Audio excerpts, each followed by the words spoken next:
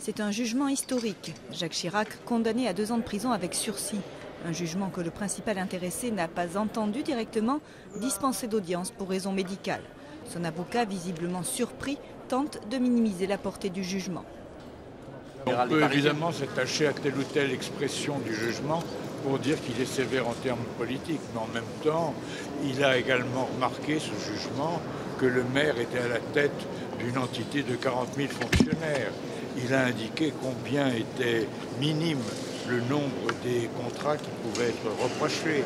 L'ancien président a été déclaré coupable de détournement de fonds publics, abus de confiance et prise illégale d'intérêt pour 19 des 28 emplois fictifs pour lesquels il était poursuivi. Les faits remontent au début des années 90 quand il était maire de Paris. Pour Anticor, l'association anticorruption, partie civile au procès, cette décision devrait marquer une rupture dans la vie politique.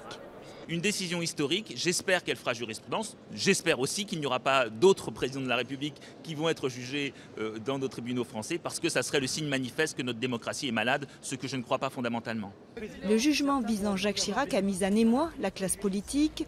À droite, la condamnation de l'ancien président est jugée excessive et trop tardive. Je suis très attristé par cette décision. J'ai du mal à comprendre comment fonctionne la justice quand on connaît cette affaire. À gauche, on se félicite que la justice soit passée. La candidate d'Europe Écologie Les Verts, Eva Joly, a demandé à Jacques Chirac de démissionner du Conseil constitutionnel dont il est membre de droit. C'est une exigence pour moi démocratique que Jacques Chirac se retire, démissionne de son poste de juge au Conseil constitutionnel.